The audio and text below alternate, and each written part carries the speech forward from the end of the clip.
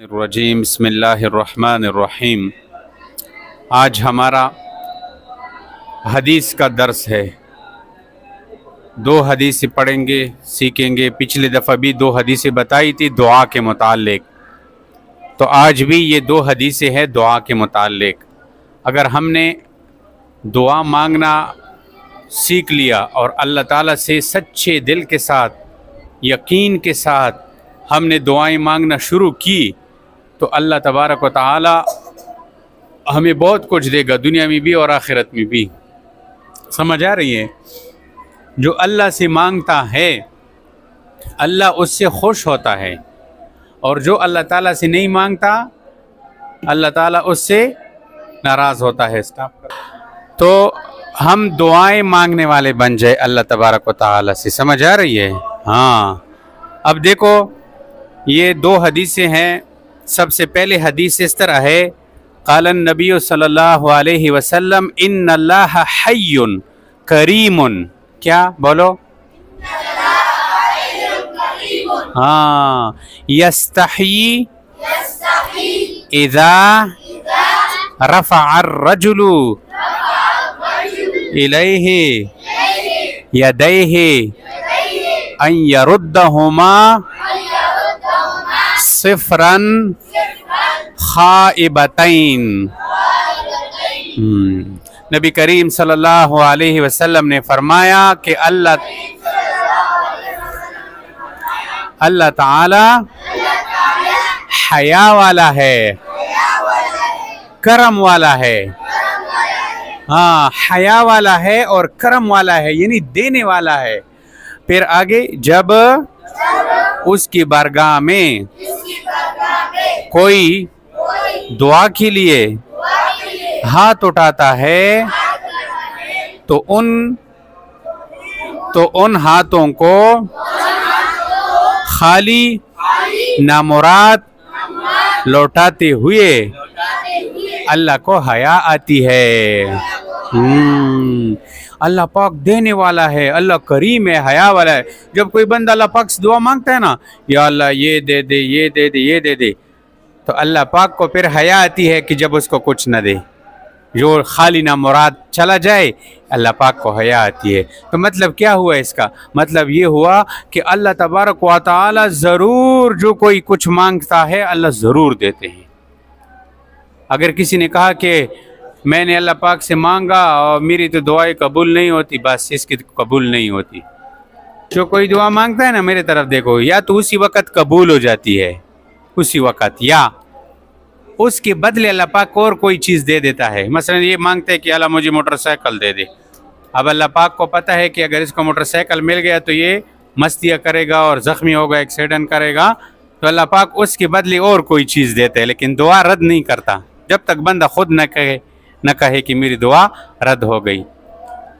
तो अब देखो, कभी कभी क्या करता है कि जो चीज़ बंदा मांगता है उसके बदले और कोई चीज़ दे देता है, या क्या करता है, या ये दुआ किसी आने वाली मुसीबत के लिए रुकावट बन जाती है। वो तो आपने कोई चीज़ मांग लिया, अल्लाह पाक ने नहीं दिया, लेकिन उसके बदले आपके ऊपर कोई मुसीबत आ रही थी, वो अल्लाह ने रोक दिया कि चलो इसकी ये दुआ, ये मेरे से ये मांग रहा है, ये चीज़ तो ना दे दो, लेकिन इसके ऊपर जो भला आ रही है, जो मुसीबत आ रही है, वो हटा दो इनसे। तो कबूल हुई या नहीं हुई? फ़ायदा हुआ या नहीं हुआ दुआ का? या आखिरत में ज़ख़ीरा हो जाएगा दुआ। एक बंदे को क़यामत के दिन अल्लाह पाक बुलाएगा और उससे कहेगा कि मेरे बंदे तूने फला दुआ मांगी थी, वो कहेगा आओ। फिर अल्लाह पाक फरमाएगा कबूल हुई थी? वो कहेगा नहीं अल्लाह, मैंने तो कुछ नहीं देखा था। अल्लाह पाक फरमाएगा अल्लाह अच्छा ये लो, तुमने फलाना दुआ मांगी थी? हाँ जी मांगी थी। कुछ मिला था? नहीं मिला था। चलो जी ये ले लो, ये ले लो, ये ले लो। जब बंदा देखेगा कि मुझे तो यहाँ पे मिल रहा है, तो बंदा उधर अरमान करेगा, अफसोस करेगा, यार काश मेरी दुनिया में मेरी कोई दुआ कबूल ना होती, सारे आखिरत में जमा होती मेरे लिए। आज तो दुआ के बदले बड़ी चीज़ें मिल रही है। हाँ, तो जब तक बंदा अपने मुंह से न कहे ना कि मेरी दुआ कबूल नहीं होती, तो उसकी दुआएं फिर अल्लाह पाक रद्द नहीं करता। समझ आ रही? तो अल्लाह पाक बड़ा करम वाला है, बड़ा हया वाला है। जब कोई बंदा उससे दुआएं मांगता है ना, तो खाली हाथ उसको नहीं लौटाता, कुछ ना कुछ देता है ज़रूर। समझ आ गई बात की? एक हदीस हो गई। दूसरी हदीस, नबी करीम सल्लल्लाहु अलैहि वसल्लम ने फरमाया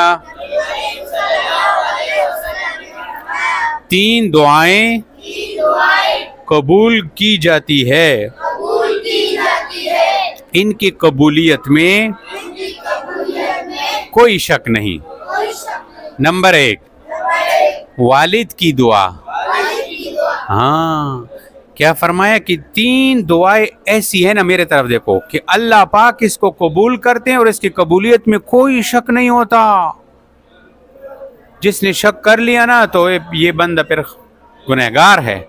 अल्लाह की रसूल सल्लल्लाहु अलैहि वसल्लम फरमा रहे कि इसकी कबूलियत में कोई शक नहीं, फौरन कबूल हो जाती है। उनमें सबसे पहले वालिद की दुआ है। अब तुम लोग अपने वालिदैन की ऐसे खिदमत करो कि तुम्हारे लिए वालिदैन दुआ करे कि या अल्लाह मेरा ये बच्चा, इसको हाफिज बना, आलिम बना, इसको ये दे दे, ये दे दे। ये वालिद का दिल जीत लो, वालिद को नाराज मत करो कि वालिद तुम्हारे लिए बद दुआ करे। बस बच्चे होते हैं ना जो वालिदैन को तंग करते हैं, उनको बहुत सताते हैं, तो वालिद भी बड़ा तंग हो जाते हैं। कभी कभी रो लेता है कि यार ये मेरा बेटा है, पता नहीं क्या है, तो मेरे लिए दर्द सर बन गया, न मेरी बातें मानता है, न सबक पे जाते हैं, न स्कूल पे जाता है। हाँ, तो वालिद को जो कोई सताता है ना, वालिदैन को, माँ बाप को, ये बड़ा नाफरमान बंदा होता है। तो देखो, वालिद का दिल जीत लो, वालिद की खिदमत करो, उसके आगे मत जाओ। जब रास्ते में वालिद जा रहा हो ना तो उसके आगे आगे मत चलो, पीछे तुम चलो, आगे वालिद को जाने दो। जहाँ कहीं वालिद बैठने लगे तो पहले तुम मत बैठा करो, पहले वालिद साहब को बैठाओ कि अब्बा जान पहले आप बैठ जाए, फिर आप खुद बैठो। किसी जगह पे वालिद साहब बातें करना शुरू करे तो तुम ये मत कहो कि अब्बा जान आप चुप हो जा, मैं पहले बात करता हूँ। ना ना ना, ये बेअदबी है। आप पहले वालिद साहब को बोलने दो कि वो बात करे। समझ आ रही है? अदब करो, हया करो, तो फिर वालिद तुम्हारे लिए दुआएं देगा और उसकी दुआ ऐसे कबूल होती है। नबी अलैहिस्सलाम ने फरमाया वालिद की दुआ की कबूलियत में कोई शक नहीं। दूसरी नंबर पर मुसाफिर की दुआ। किसकी दुआ? जब कोई बंदा सफ़र पे जा रहा है, हज के सफ़र, तबलीग के सफ़र, जिहाद के सफ़र या दुनिया की किसी काम के सफ़र पर जा रहा हो, तो उसकी दुआ की कबूलियत में भी कोई शक नहीं है।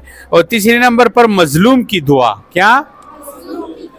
जिस बंदे पर जुल्म किया गया, जैसे आजकल फ़लस्तीन वालों पर जुल्म हो रहा है या कश्मीर वालों पर जुल्म किया जा रहा है, समझ आ रही? तो जिस पर जुल्म होता है उसको कहते हैं मजलूम, और जो जुल्म करने वाला है उसको कहते हैं जालिम। तो ये जो मजलूम है ना, जिसके ऊपर जुल्म किया जाता है, वो बेचारा कुछ नहीं कर सकता, बदला नहीं ले सकता, कुछ नहीं कर सकता।